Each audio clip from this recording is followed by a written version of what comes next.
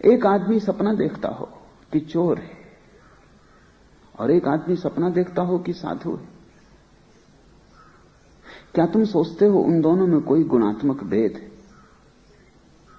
दोनों सो रहे हैं, दोनों सपना देख रहे हैं, दोनों के हाथ में सत्य नहीं है।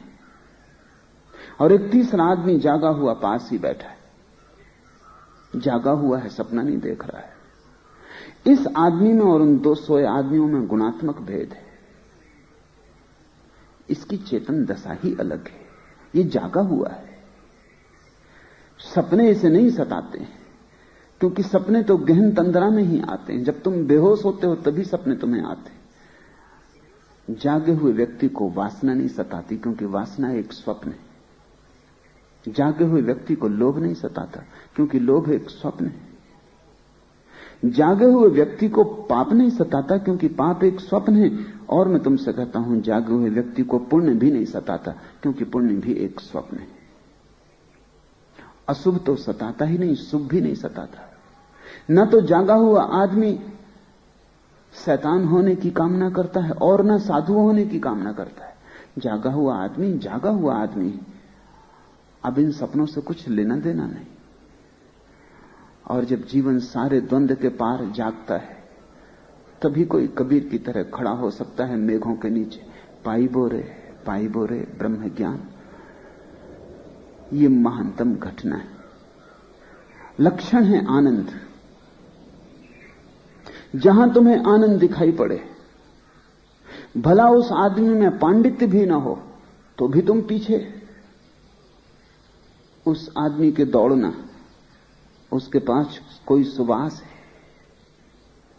और भला कोई आदमी कितने ही ज्ञान से भरा हो, और उसके चेहरे पर और उसकी आंखों में तुम्हें आनंद की पुलक, रहस्य का भाव, कुछ ऐसे महत्वपूर्ण को पाने की प्रतीति ना हो जो शब्दों में कहा नहीं जा सकता, कुछ ऐसी गूढ़ता का बोध ना हो जो हृदय में तो लबालब है लेकिन शब्दों से बाहर नहीं ला पाते।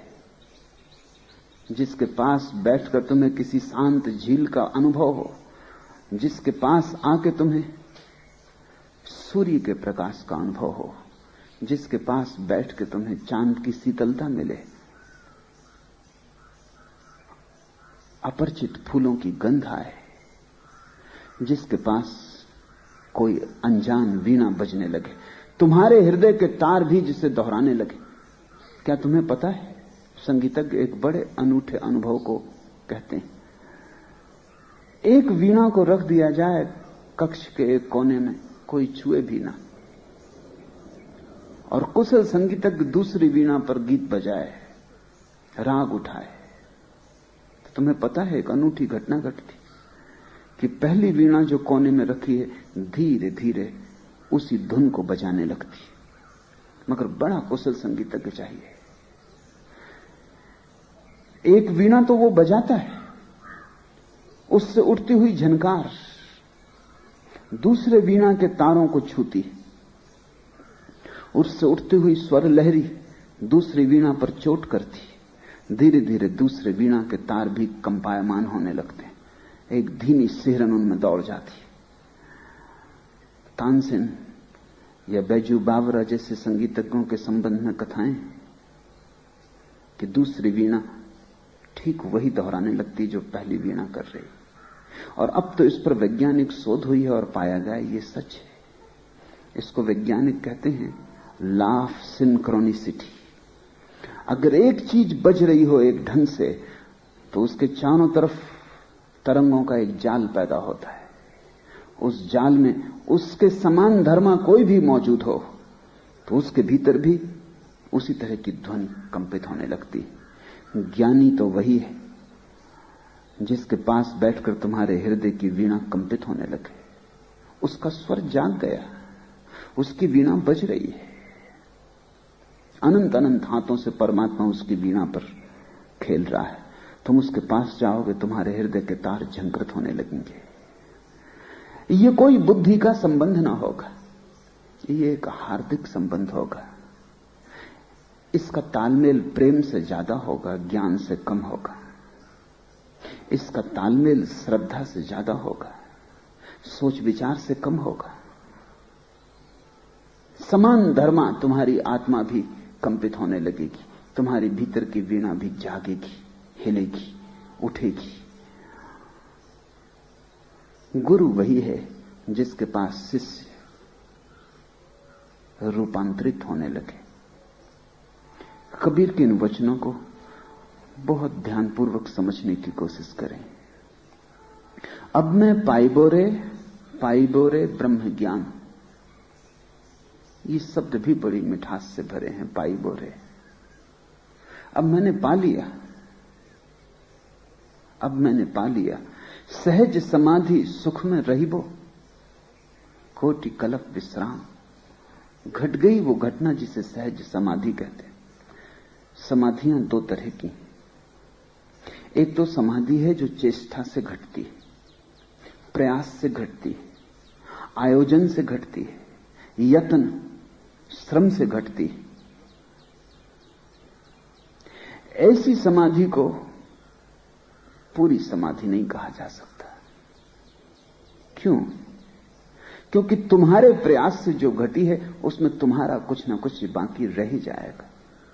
तुम्हारा प्रयास तुमसे ऊपर कैसे जा सकता है? तुमने जो किया उस पर तुम्हारी छाप रह ही जाएगी, तुम्हारे हस्ताक्षर उसमें मौजूद रहेंगे। तुम्हारा प्रयास तुम ही हो, तो तुम्हारे प्रयास से आई समाधि तुमसे पार नहीं जा सकती, वो परमात्मा तक नहीं पहुंच सकती। तो एक तो समाधि है जो प्रयत्न से फलित होती। हां, तुम थोड़े शांत हो जाओगे, तुम थोड़े तनाव से मुक्त हो जाओगे, तुम्हें नींद ठीक आने लगेगी, तुम्हारे जीवन में थोड़ा संतुलन आ जाएगा, भटकाव कम हो जाएगा, व्यर्थ की बातों में तुम कम उलझोगे, लोभ क्रोध तुम्हें कम आकर्षित करेंगे, काम वासना वैसी प्रगाढ़ न रह जाएगी जैसी पहले थी, लेकिन फिर भी मॉडिफाइड, थोड़े से रूपांतरित रहोगे तुम पुराने। जैसा कोई पुराने मकान को रिनोवेशन कर लेता, पुराने मकान को थोड़ा टीम टाम सजा लेता है, जरा जीर्ण मकान को यहां वहां ठीक ठाक करके, थोड़े नए पत्थर जोड़ के, थोड़ी दीवालों को नया पोत के, रंग रोगन लगा के नए का ढंग दे देता है, लेकिन भीतर तो जरा जीर्ण मकान जरा जीर्ण ही रहेगा।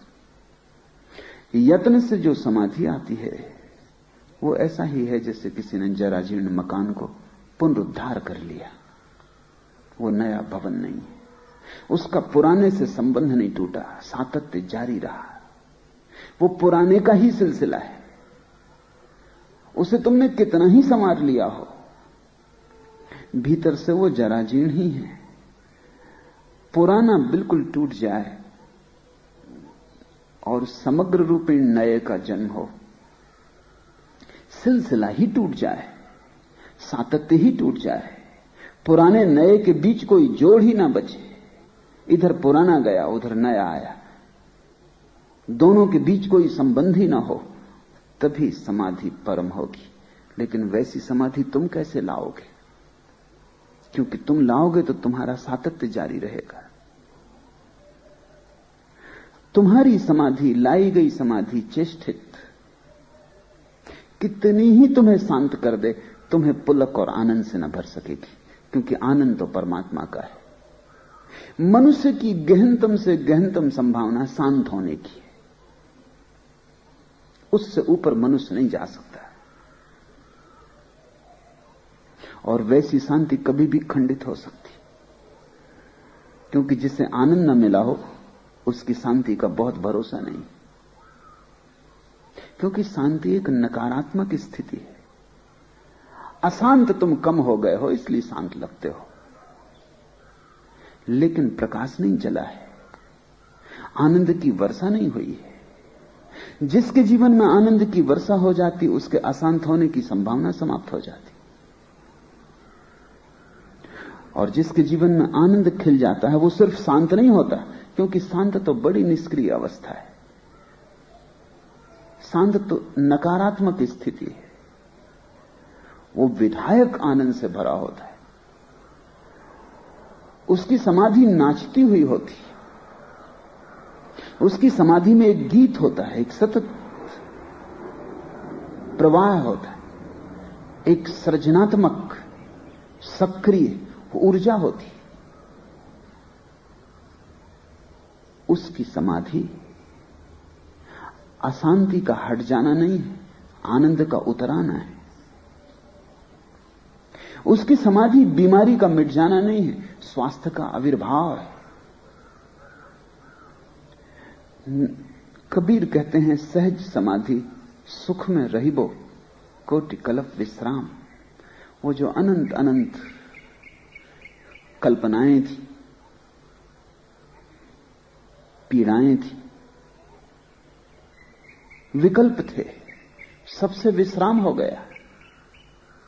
वो सब जा चुके, अब कोई सताता नहीं।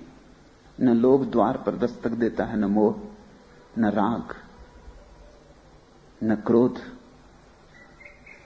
कोटि कल्प विश्राम, वे सब विकल्प जा चुके। सहज समाधि